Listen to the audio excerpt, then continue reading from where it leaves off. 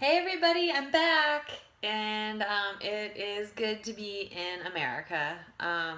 It was a great trip. It was an exhausting trip, but just probably one of the best vacations I've had mentally, probably since I was a little kid. So we were in Germany. And a little bit of France for 10 days. I actually found a gym and I went once. I was actually kind of the first day I was there. I was surprised that I wasn't so jet lagged that I couldn't function. But I slept actually more on the plane than I thought I would. And I took a nap when I got there, like to the hotel, and I got really excited about the CrossFit Open workout that was announced just that morning or whatever. So I definitely was like, okay, I'm going to go do it. And it was really cool to work out in a gym with Germans and just other European people, whatever.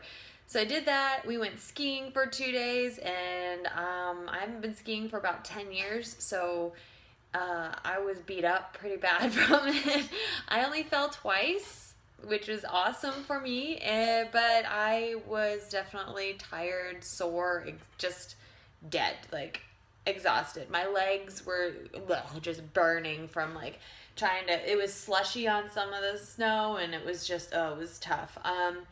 Then we ended up, we walked a ton. I mean, a lot of places you'd park somewhere and just walk the rest, or, like the cities and stuff, you don't really drive. You walk through them, you go sightseeing, you do all this stuff. So, and the Europeans are so funny.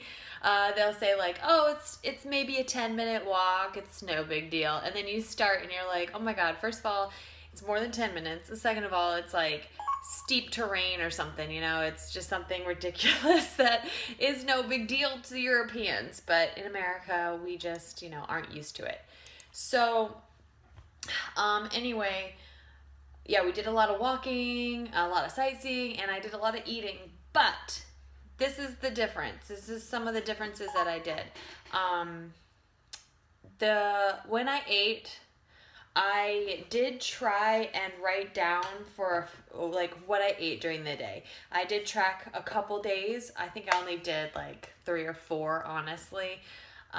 Maybe 5. I wrote down what was going on. So I guess about half of it I wrote down, and it was really great insight for me to be like, okay, today I had way too much meat and bread, and I really need to get more vegetables tomorrow. And that helped me make decisions like, okay, if we're going out to lunch, I definitely need to get a salad. I also didn't have this weird guilt for finishing my plate.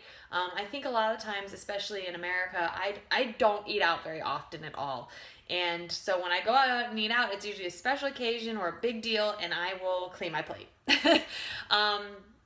And in Germany, I wasn't sure if it was like an insult to not clean your plate the first time we went. So I don't know. I just had weird guilt going on that I made up. And this time I said, you know what? No, if I'm full, I'm not going to eat anymore. And the Germans, at least the restaurants we went to, didn't really give like to-go boxes. And they never asked, do you want to take that? Like they weren't food pushers like in America. It was quite refreshing. They were like, "Oh, are you done? Okay, I'll take it away." That was it. There was no like judging. There was no like, "Oh, wow, you're like there." It was just like, "Okay, you're done. That's great. I'm taking your plate away now." And that was it. And you could ask for more or less, but I don't know. It was much more led by you as the eater, the person, the customer than the waiters or the company or things like that. So that helped, not eating everything in that I was ever served. We also and so European breakfast, in case you have not been to Europe before, meat, cheeses, and bread. They put those out along with some other more typical breakfasty foods like eggs, fruit, a lot of pastries, but it's still heavy in like the bread and sandwich kind of department. So after a while, because we were struggling really hard to get lunch in, because we wouldn't want to like necessarily go to a restaurant every day. Every day, it was expensive. It takes a long time, and like the food choices just weren't very lunchy in my opinion. So we started making sandwiches. We would eat breakfast and make a sandwich, and then we would wrap it in a napkin, put it in our jacket. I'd grab an orange or two and go. And that way, when it was noon, if we didn't want to stop or get anything, we had lunch. And it was light, it was free, and if we didn't eat it, I did not feel guilty about throwing it away. Because the bread there, and we didn't refrigerate it, we didn't have a cooler, so it was one day food. It's not like I could have saved it for another day. Really, it would have been disgusting. I did indulge. I totally did. I had a huge slice of strawberry like tart with whipped cream on it. There's no real low fat, no sugar foods in Europe, at least that I could find. I maybe found a cup in one store with the gummy bears that we went to. They had some sugar free gummy bears, but it was like a little bitty portion compared to like the rest of the store. Um, they obviously like Diet Coke and stuff they have, but it's just not a big thing there. Europe is definitely a different world. So I had lots of cheese and meats and pizza. I know we weren't in Italy, but we just wanted pizza sometimes, Chinese, because traditional German food after a few days just kind of I just didn't want it after a while. But the salad quality was way higher, I thought, than in America. Like, it wasn't just crappy bag lettuce, like iceberg. It was like fresh. You could tell it was like legit, So that was a total bonus. So anyway, long story short, we got home on Monday afternoon. Tuesday, I spent the day rehydrating. I drank water 99.9% of the time. I had one glass, not even the full glass of wine, one night, the entire trip. And but I still just didn't drink enough water. We're walking around so much, and the bathroom situation there is kind of funny. We only paid for like 3 bathrooms, which I feel deserves a pat on the back. We had a rule, like wherever we were at the time, it's like, okay, are you leaving? Go to the bathroom. I don't care if you have to or not. You go to the bathroom now, so you don't have to be out in public like, crap, I need to go to the bathroom. And they just aren't as available like in America. And stores and stuff, you cannot go in and be like, do you have a bathroom I could use? That's like, no, they don't have that. So yeah, I wasn't drinking enough water. I was drinking water. I was doing a decent job of getting water in, but not a good job of it. And I could definitely tell. And the metformin, I could really feel it. And I was lightheaded a lot. I'm actually waiting for the doctor to call me back about it. Because I don't know if it was just dehydration or if maybe it's something I need to be concerned about. So I came home yesterday. I drank so much water. Today I'm still drinking a lot of water. I'm trying to really rehydrate my body because yesterday in the gym did not really go well. I felt sick in the middle of the workout. I had to stop. I don't normally stop. I don't normally feel sick either. So I don't know. I just had a couple like, hey, you need to pump the brakes. Maybe you're jumping in too fast, too soon from the trip, kind of thing. So with that all being said, now I can move on to the meeting. I did go to Weight Watchers, and this is why. I told myself I needed to go to the meetings because I wanted to get a sticker or a star showing that I went to the meeting, that I attended the meeting, because next week they're giving that bling out, that incentive for like choose your own adventure thing, and I really wanted it to go on my necklace. But I didn't really want to weigh in. I was feeling like I had overindulged in the last end of the trip, maybe last half of the trip. I started to really not care as much, I guess, and just eat whatever I felt like. I was still not necessarily eating all of it, but I was overeating at that point, and I could feel it, and I was just like, I think I've gained like 4 or 5 pounds. Like, this is what I felt. But But I told myself, okay, you're going to go to the meeting, you can say no weigh-in, but before you go, why don't you weigh yourself here at home, in your bathroom, privacy, you know, just to get an idea of the damage. And if you want to weigh in after that, you can.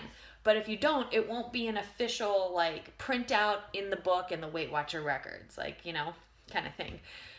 Well, this morning I woke up and I weighed myself and I lost weight.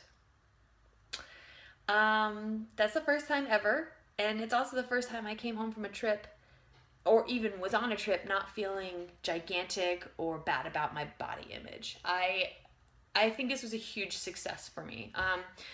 I was shocked, and not only was it weight, like a loss, it was a huge loss. Over the 2 weeks, I lost 5.6 pounds since my last weigh-in. I was like, oh my God, like I was completely shocked. I was like, okay, I'm going to go weigh in at Weight Watchers today for sure. I want to get that on record because now I'm literally 1 pound away from being free again. It won't be a goal, but I'll be within my 2 range free buffer, you know? So, I thought a lot about it and I was like, you know, I'm probably dehydrated, and honestly, water weight, can affect the scale quite a bit. And I felt like the metformin was doing whatever it does to make me lose weight. After talking to some other people, who, are a little more well-versed in diabetic insulin things, they were like, well, I don't really think metformin gives you huge losses like that. I mean, it can help you lose weight, but it's not weight loss. It's not a miracle drug. And because if there were, then any type 2 diabetic who is put on it would be losing drastic amounts of weight and no one would be overweight. And I was like, well, you have a valid point, but I don't think I can just say it was all of my efforts. Like, I don't feel like it was all of me. And whether I'm giving myself enough credit or not, I just don't feel like I can take 100% credit on this weight loss. And I may gain some of it back. It could really have been dehydration, and as I rehydrate, my body may hold on to some of it. I don't know. I'm quite curious to see what's going to happen. I'm quite curious to hear what my doctor has to say. I didn't tell him that I had a huge loss. I was just explaining the lightheadedness that I experienced, especially that one day when I had the wine.